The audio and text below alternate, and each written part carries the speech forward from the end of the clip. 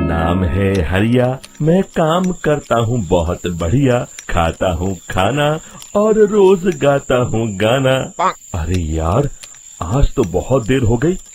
इस खतरनाक जंगल को देखकर तो मेरे हाथ पैर ठंडे हो गए हैं। अगर मैं वक्त पर गांव नहीं पहुंचा तो मालिक बहुत नाराज हो जाएंगे।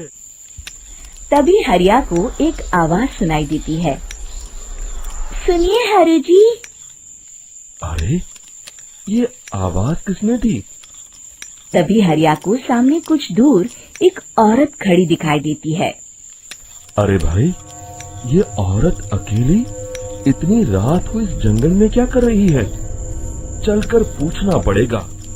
फिर हरिया अपनी बैलगाड़ी उस औरत के सामने लाकर रोक देता है और उससे पूछता है।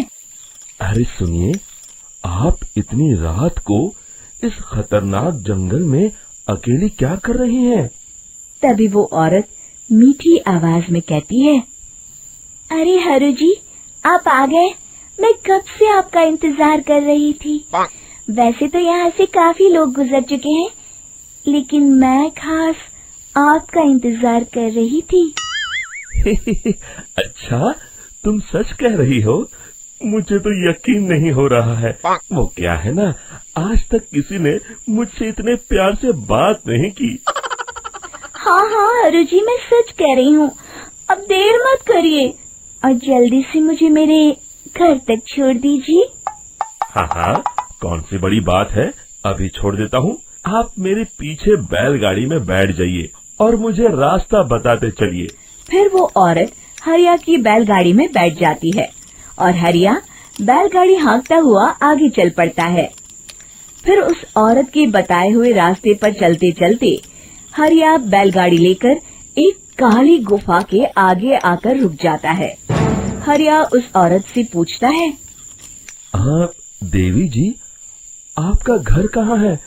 यहाँ तो एक गुफा के अलावा और कुछ नहीं है। तभी अचानक वो औरत हवा में उड़ने लगती है। देखते ही देखते उसका सुंदर रूप एक डरावनी चुड़ैल में बदल जाता है और वो जोर जोर से हंसती है। अरे तू तो एक नंबर का बेवकूफ निकला। तू तो बड़ी आसानी से मेरी बातों में आ गया। अरे मर गया रे, ये तो एक चुड़ैल है। हे भगवान बचा ले, ये तो बड़ी डरावनी दिखाई दे रही है। और फिर अगले ही पल हरिया की बैलगाड़ी में रखा सारा सामान हवा में उड़ता हुआ उस काली गुफा के अंदर चला जाता है और वो चुड़ैल भी उस गुफा के अंदर जाकर कहीं गायब हो जाती है। हरिया ये नजारा देख बुरी तरह घबरा और परेशान हो जाता है। अरे, ये चुड़ैल तो मेरा सारा सामान लेकर गुफा में गायब हो गई। अब क्या होगा? अगर मैं गांव खाली हाथ गया तो मालिक मेरी अच्छी खबर लेंगे। मेरी इस बात का कोई यकीन भी नहीं करेगा। फिर आखिर वही हुआ। हरिया के मालिक चंपक सेठ को हरिया की किसी भी बात पर रत्ती भर भी यकीन नहीं हुआ। चंपक सेठ को लगा हरिया झूठ बोल रहा है और उसने ही लालच में आकर सारा सामान हड़प कर लिया है। फिर हरिया को बेईमान समझकर चंपक सेठ उसे काम से निकाल देता है। अगले दिन अपनी दुकान में परेशान बैठा चंपक सेठ गुस्से में बड़बड़ाता है। अरे, दुकान में तो सामान बिल्कुल भी नहीं है। अब मुझे ही शहर जाकर सामान लाना होगा। फिर वो अपनी बैलगाड़ी लेकर शहर चला जाता है। शहर से सामान लेकर जब चंपक सेठ वापस गांव लौट रहा होता है, तभी उसे एक आवाज सुनाई देती है। चंपक जी, ओ चंपक जी। अरे, ये तो कोई मेरा नाम लेकर मुझे पुकार रहा है। फिर उस रास्ते में वही औरत खड़ी दिखाई देती है। फिर क्या था, हरिया की तरह चंपक सेठ भी उस औरत के पास अपनी बैलगाड़ी लेकर जाता है और वो भी उसकी चिकनी चुपड़ी बातों के मोह जाल में फंस जाता है। फिर चुड़ैल उसे भी अपनी गुफा तक ले जाती है और उसका सारा सामान लेकर गुफा में गायब हो जाती है। बेचारा चंपक सेठ लाचार होकर खाली हाथ गांव लौट आता है। फिर ये उस जंगल में रोज की बात हो जाती है। जो कोई भी शहर से कुछ लेकर गांव की तरफ लौटता, वो चुड़ैल उसे बेवकूफ बनाकर उसका सारा सामान लेकर गुफा में गायब हो जाती। एक दिन हरिया एक लकड़हारे को उसी जंगल की तरफ जाते हुए देखता है। फिर हरिया उसे रोकते हुए कहता है, अरे भाई, क्यों अपनी मौत को दावत दे रहे हो? मेरी बात मानो, आगे जंगल में मत जाओ, वहाँ एक बड़ी भयानक चुड़ैल रहती है।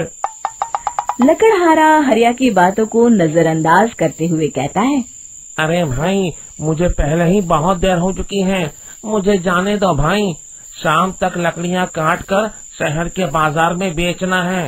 तुम अपनी ये कहानी किसी फुर्सत में बैठे इंसान को सुनाओ, मैं तो चला। इतना कहकर लकड़हारा वहाँ से आगे जंगल की तरफ चला जाता है। फिर अगले दिन गांव के मुखिया के घर के बाहर बहुत सारे लोग जमा हो जाते हैं। तभी हाथ में कुल्हाड़ी लिए खड़ा लकड़हारा कहता है, अरे मुखिया जी, अब आप ही हमें बचाइए उस जंगल वाली चुड़ैल से। हमारा सारा काम तो शहर से ही होता है। अरे मुखिया जी, उस चुड़ैल की वजह से तो मैं पूरी तरह बर्बाद हो गया हूँ। हम सबको मिलकर उस चुड़ैल का कोई इलाज करना पड़ेगा। तभी भीड़ में खड़ा वीरा कहता है, आप लोग चिंता मत करिए, कल से वो चुड़ैल किसी को नहीं लूट पाएगी। मेरे पास एक बहुत अच्छी तरकीब है। तभी चंपक सेठ उसका मजाक उड़ाते हुए कहता है, अरे तेरा नाम वीरा है तो क्या हुआ? तूने अभी उस चुड़ैल को देखा नहीं है? जाकर अपना काम कर, बड़ा आया। तब मुखिया जी कहते हैं, नहीं नहीं चंपक सेठ, मुझे लगता है हमें इस लड़के को एक मौका देना चाहिए। फिर सभी गांव वाले मुखिया जी की बातों से सहमत हो जाते हैं और वीरा शाम को एक बैलगाड़ी में कुछ सामान लादकर उस जंगल की ओर चल देता है। वीरा, ओ वीरा, कहाँ जा रहा है? तभी वीरा मुड़ के देखता है, वही चुड़ैल एक औरत के रूप में खड़ी है। अरे बहन जी, मैं आपको ही ढूंढ रहा था। देखिए, मैं आपके लिए क्या लाया हूँ। अरे वाह, तो खुद मेरे लिए इतना सामान लाया है। तू ही अकेला गांव में समझदार है। जरा देखो, मैं भी खोल के, बड़े भूख लगी है। जैसे ही चुड़ैल उस सामान पर से कपड़ा हटाती है, एक भगवान शिव की तेज रोशनी उसके अंदर मूर्ति से निकलती है और चुड़ैल अपने असली रूप में आकर जलने लगती है। अरे मैं जल रही हूँ, बचाओ! बचाओ! ओम नमः शिवाय! मर गई मैं! देखते ही देखते वो चुड़ैल राख के साथ आती है और सभी गांव वाले भी वहां जाते हैं। शिक्षा बुराई पे सदा अच्छाई की ही जीत होती है।